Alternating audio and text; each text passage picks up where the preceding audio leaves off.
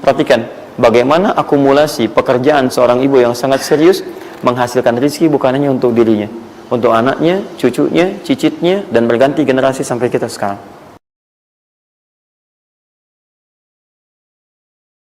Nah, jadi prinsip yang pertama, kita harus punya komitmen yang kuat dengan Allah. Kata Allah, kerja ya kerja. Kata Allah, usaha ya usaha, jangan diam. Di usaha itu sepanjang keluar yang disebut usaha dari dalam tubuh kita, kaki melangkah, tangan bergerak gitu kan, kemudian mulut berbicara, bersuara, atau telunjuk menunjuk aja, ada usaha, rezeki turun. Tapi ingat, usaha Anda tidak akan selamanya ada di atas. Mungkin suatu saat akan turun, kan? Mungkin Anda ada di puncak, mungkin suatu saat Anda turun, mungkin kadang ada di puncak, kadang stabil aja. Tapi kalau Anda melihat peluang, cepat kejar selama peluang itu baik. Itulah yang dimaksud kompetisi yang sehat. Ada dapatkan kejar, ada tender, ikut tender dengan cara yang baik, cara yang normal, ikut. Kalaupun bukan rezeki Anda, nggak ada masalah. Saya kasih rahasia besarnya. Sepanjang Anda betul-betul ikhtiar dilakukan karena Allah, maka perhatikan baik-baik. Kadang-kadang Allah seakan menunda apa yang menjadi hak Anda, bukan ingin menunda dan membiarkan Anda tidak mendapatkan sesuatu, tapi ingin memberikan semua nikmat secara sempurna. Karena di atas itu ada nikmat pahala, ada nikmat doa, ada nikmat istighfar, ada nikmat usaha, dan nikmat hasil yang tiada terputus. Lihat sini. Kalau antum sehari berusaha, nggak dapat apa-apa. Memang, mohon maaf, hasilnya belum dapat diraih, belum dilihat tuh. Tapi bukankah pada saat itu doa antum akan bertambah? Bukankah malamnya salatnya nambah? Tahajud? Bukankah di situ kadang-kadang kita istighfar, ya Allah? Teman-teman, bukankah istighfar menggugurkan dosa? Bukankah berdoa menambah harapan, mengakumulasikan sesuatu? Bukankah tahajud menambah pahala lagi? Kadang-kadang yang diinginkan oleh Allah pertama kali bukan dunia dulu. Ketika Allah mencintai seorang hamba, dia akan berikan pahala akhirat dulu. Karena dunia itu sifatnya sementara. Hei fulan, kamu kemana aja? Kemarin kamu jauh dari saya, baru sekarang kamu pikir dekat dengan saya. Saya nggak pengen kasih dunia dulu, dunia itu kecil. Kalaupun di seekor sayap samuk sebelahnya, sebelah sayap nyamuk ada dunia itu ada nilainya, saya kasih buat kamu deh, nggak ada nilainya. Ya, karena itu saya ingin kamu akhirat sempurna dulu. Saya ampuni dulu dosa-dosa kamu yang kemarin. Begitu sudah diampuni, hari kedua istighfar lagi diampuni, saya kasih pahala yang banyak. Begitu pahala udah dapat, dosa udah diampuni, baru dunia diakumulasikan. Karena hukum dunia itu, kalau antum usaha akan terus diberikan. Jadi nggak ada yang nggak dikasih. Jadi kalau antum sehari bekerja ini, kelihatannya nggak dapat apa-apa. Bukan nggak dapat apa-apa, disimpan untuk diakumulasikan. Nanti dosa antum tuh udah hilang, amalan udah banyak, antum dapat banyak. Kadang-kadang nggak sadar kalau saat dapat banyak itu sebetulnya itu hasil usaha antum sebelumnya. Itu teorinya begitu. Ya, jadi nggak ada yang nggak dapat apa-apa, semua akan dinilai. Sepanjang antum bergerak dikasih, dan antum buktinya hidup juga. Sampai ke hari itu kan masih hidup, bisa makan juga di hari itu, bisa beraktivitas juga, sehat juga dan sebagainya. Belum dapat apa.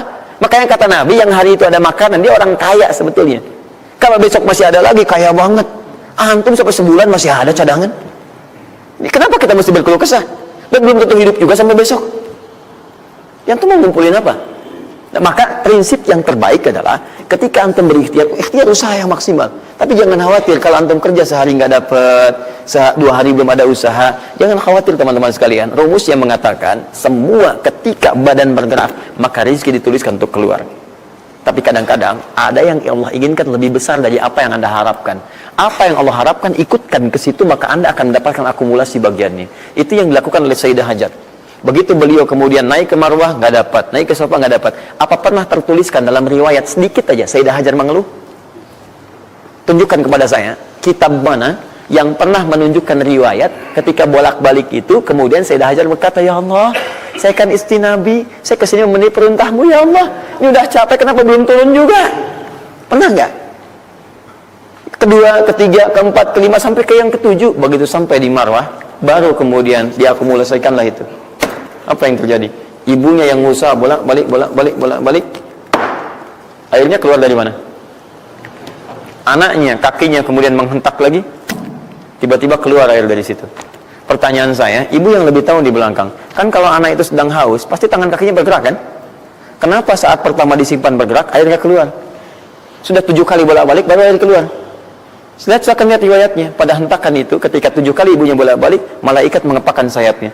Itu yang menghantam air dan keluar air. Malaikat yang ditugaskan Allah memberikan rezeki namanya Mikail. Itu ada di Quran surah kedua ayat ke-98. Ya, man kana aduwwan lillahi wa malaikati wa rusuli wa jibril wa mikail. Mikail. Di antara tugas Mikail oleh Allah ditugaskan untuk memberikan rezeki. Yang paling menarik, perhatikan baik-baik. Begitu airnya keluar, ibunya sedang di Marwah, sedang berdoa nih. Makanya kalau sa'i di sofa ngadap ke kiblat berdoa dulu, ke Marwah ngadap ke kiblat berdoa dulu. Begitu sedang berdoa nyampe ke Marwah yang ketujuh, anaknya lebih kencang menangisnya. Ibunya mendengar suara nggak biasa, dikejar ke sini. Begitu kejar ada air.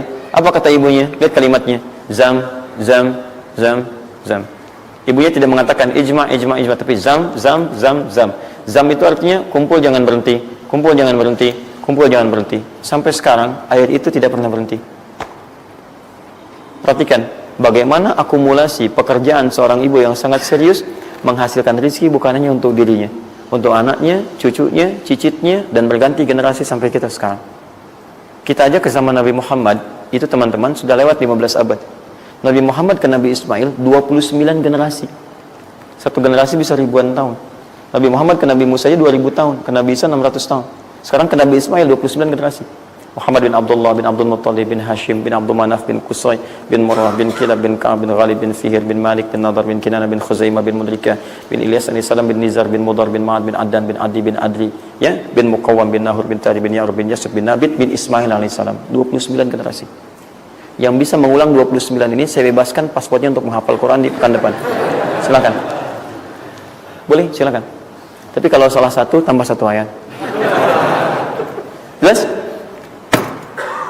Terakumulasi. Maka boleh jadi kita berusaha bekerja, sehari belum dapat, 2 hari dagang belum dapat, tenang. Begitu antum 3 hari, tiba-tiba dagangan diborong habis. Itu sebetulnya usaha antum yang sebelumnya. Tapi antum dapat bonus ampunan dosa, pahala, macam-macam. Maka jangan mengeluh. Dan jangan pernah antum sekali-kali, awas ya, awas, mengeluarkan kata-kata yang seakan-akan Allah menghentikan rezeki antum. Maka disitulah kesulitan paling sulit akan antum awali. Ya Allah, apa engkau nggak sayang dengan saya? Saya perlu usaha apa lagi? Kenapa belum diberikan juga? Dan sebagainya. Itu kadang-kadang membuat seseorang kalau sudah kehilangan arah seperti itu sampai meninggalkan agamanya, itu yang paling fatal. Paham ya?